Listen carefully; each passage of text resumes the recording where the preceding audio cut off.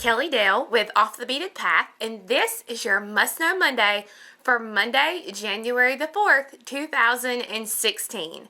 Happy New Year's, guys. Can you believe a new year is already here? I love New Year's because it means fresh starts. So if 2015 was a horrible year for you, 2016 can rock because it's a fresh start this year. One of the biggest questions, excuse me, I get asked every day here at the shop is, how do you price your jewelry? Well, I always say it's kind of hard to say because the way I price my jewelry, even though we may price our supplies near the same price, our time and where we live causes those prices to be different. I have a friend who lives out in San Diego, and he can sell his stuff a lot more than I can sell, for a lot higher price than I can sell mine here in Rutherford County, North Carolina. So it just kind of depends on where you live and how much you want to put on your prices. Today, what I'm going to do, I'm going to show you a very basic new project that I've come up with. Then we're going to break the project down step by step, and I'm going to show you how each thing is priced and how to figure out the price for the project. Then I'll show you how the basic pricing structure works. From there, you can do however. You can put whatever price on these projects you would want. This is just a video to show you the basic breakdown of how you figure out what amount of supplies that you would have in a project, and then that way you'll have an easier time figuring out how to actually price your jewelry for the street fairs coming up and the art fairs and everything that happens in the spring. So, number one, I hope you guys enjoy this new project. And number two, I hope you learn a thing or two about pricing your jewelry. For the project today, I want to show you this basic pendant using a silver focal piece with a 14 millimeter crystal. And I've put this on some hand-dyed silk cords, and this is very simple, very easy. I just wanted to show you something that would help you come up with pricing. So for my project today, I am using a 31 millimeter focal ring. Now the focal ring has a hole in it so that we can run a head pin up through the hole. I'm also going to be using a 14 millimeter Crystal AB, a 10 millimeter Crystal AB Margarita, a 4 millimeter Crystal AB Bicone, a 2 millimeter silver round, a bell of your choosing, and a 10 millimeter Rhinestone Roundel. Now this will be for the actual pendant. For the necklace, and you're going to need a 3-inch head pin. For the actual necklace, if you want to include the necklace in on your pricing, I'm using 2 cord ends or fiber ends, 1 magnetic closure, 2 jump rings, and then I've got 2 more pieces of the hand-dyed silk cording for this project.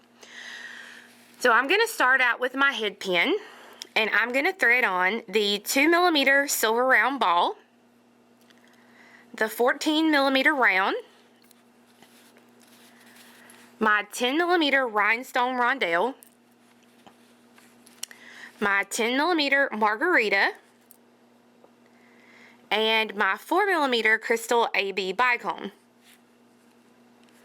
And I'm going to thread the head pin up through the focal piece just like this. You're going to need your tools. I'm going to use my round nose pliers to grab a hold and make my loop. And I don't want to make a big loop. I'm only going to make a loop big enough that will fit through the little loop on my bell here. Before I finish off that loop, I'm going to take and thread the bell in. And then this way I can grab a hold of my loop and I can finish the wrap. Now, if you've never done a wrapped head loop for a head pin before, you'll need to go back to one of my very first Must Know Monday videos, because I show how to do the wrapped head pin in those videos. And you can find those by going back to our YouTube channel, and when you click on videos, you'll see the video for it. So now, once you get that finished, you will have your completed bail or your completed pendant. To make the necklace part for this, I'm going to take my 2 pieces of silk cording, and I'm going to put the ends together, and I'm going to go ahead and put on a fiber end. Now both pieces of my silk cording will go down inside of that fiber end, and then I'm going to take my flat nose pliers and I'm going to press down one side and then grab a hold and press down the other side, making sure you've got it good and secure. Then you can take your scissors or a really good pair of cutters, get in there and trim off these excess pieces of the fiber. Then I'll use one of my jump rings, and I'm using a 6mm twisted jump ring. I'm going to twist the ring open, thread it on the end of the wire, or my fiber end, thread on my magnetic closure, and then I'm going to twist it back close. I'm going to thread on the bail for the pendant that we just made.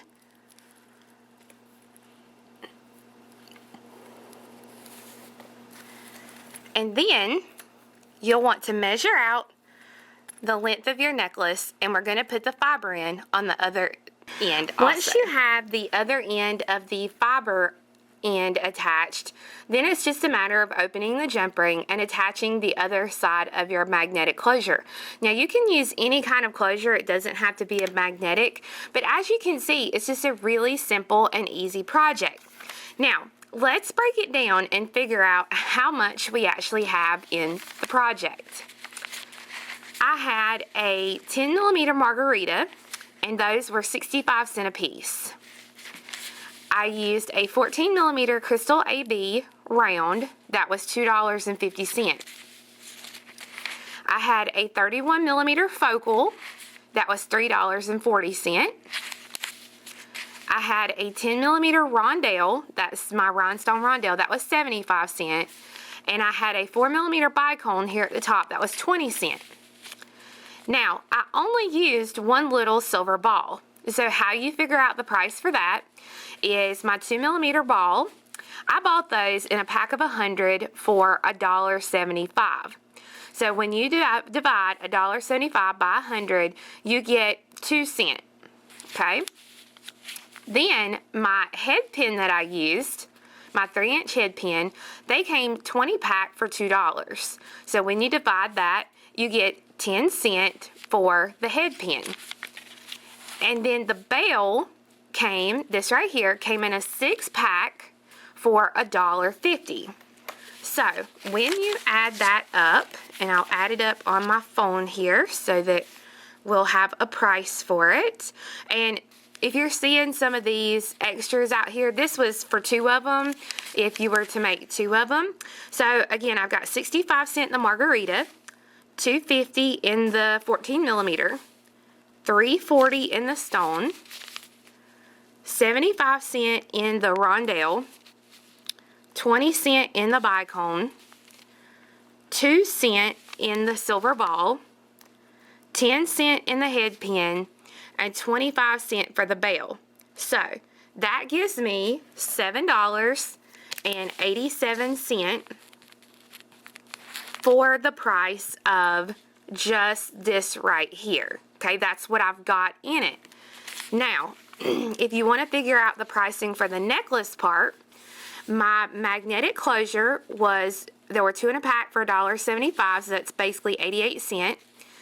I used 2 jump rings, and those come 20 pack for $1.25. So 6 cents a piece. I used 2 of them, so that was 12 cents. And then I used 2 fiber ends. Those came 12 pack at $1.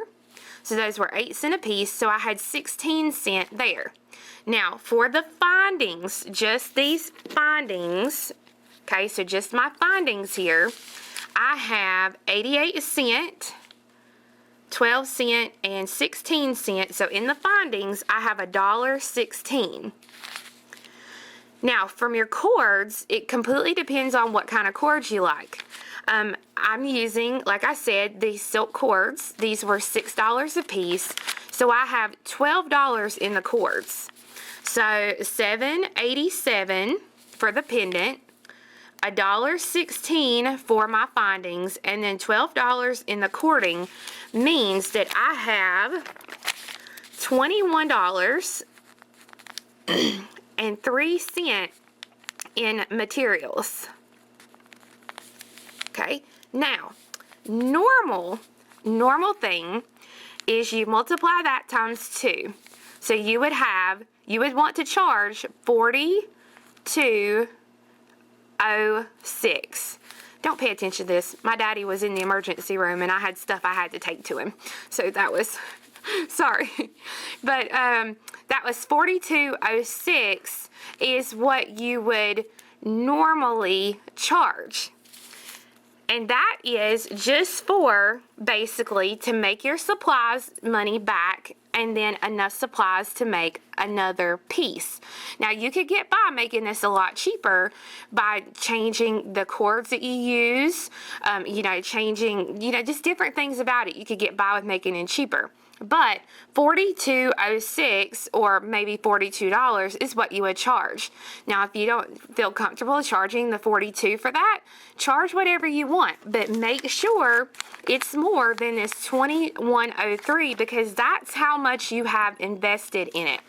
Now, one really cool thing that I started doing a couple of years ago is I made a sheet to keep by my workstation that has prices. Okay, so for example, I have, and you can see here, I've got example, wire protector. And I would do this, keep this with your package amounts and your package, this should be piece, not price. I need to change that. Piece, that should be piece. So what I do is I'm going to go ahead and write down, I've got $1.25 in a package of my wire protectors. 12 pieces come in that pack. So my price is going to be 11 cents per piece for my wire protectors.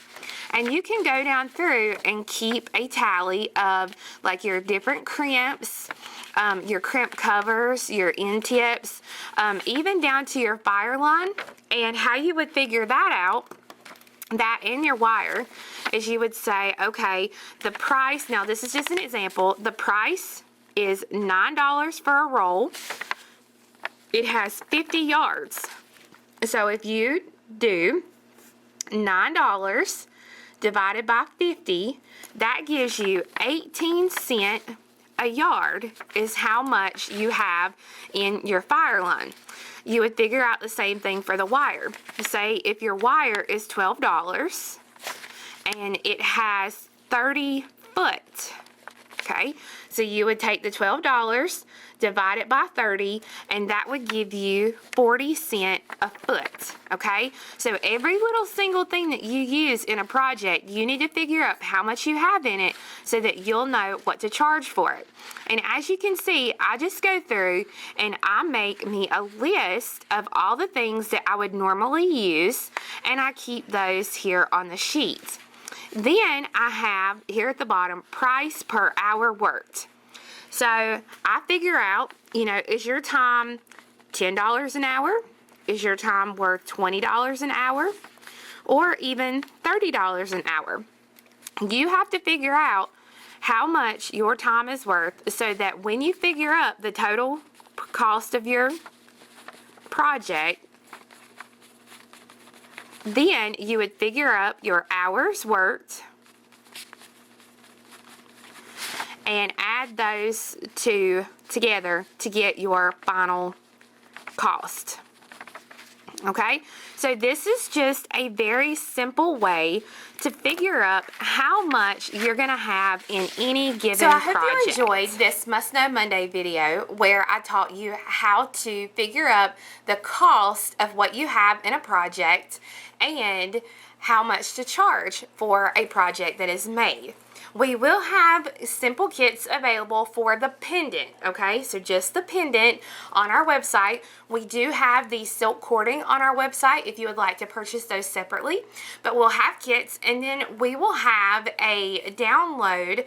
It's $1 for the download where I will, you can purchase the sheet that I've showed you with some revisions made to it of the different breakdown structures that you can use to keep at your workstation with you, so you'll always know how much you have in any given product that you're using. So again, I hope you guys enjoyed this first video for 2016, and you guys have a great week, and I'll see you Thursday. Bye-bye.